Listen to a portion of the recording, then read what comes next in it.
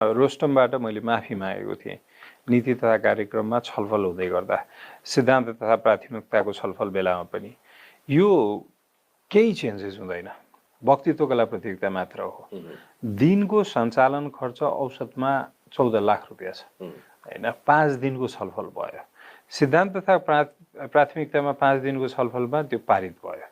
70 लाख रुपियाँ तपाईले यो करदाताको त्यो प्रक्रियामा टुङ्ग्याउनु भयो सकाउनु भयो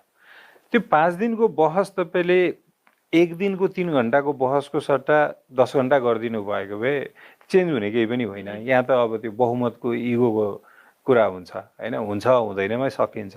त्यसैले गर्दाखेरि व्यर्थमा तपाईले 4 दिन पनि व्यर्थ गर्नुभयो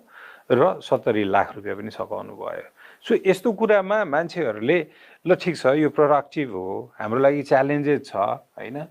जस्तै चाइना इन्डियाको बीचमा छौं तर उनीहरू जुन अग्रसरता देखाउँछ ब्युरोक्रेसी र पोलिटिक्समा त्यसको हामी कहाँ बाछिटा पनि आइराखेको छैन हामी आफ्नै पेसमा छौं हामी त अर्कै मंगल ग्रहमा छौं जस्तो के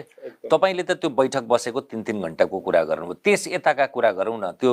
संसदीय पद्धतिको त्यो हाम्रो संसद सचिवालयको नियममा चाहिँ 5 मिनेट बैठक बस्यो भने तपाईले त्यो दिनको बैठक भत्ता पनि पाउने र यातायात खर्च पनि पाउने भनेका कारणले त्यही प्रयोजनबाट पुनरावृत्ति भइरहेको छ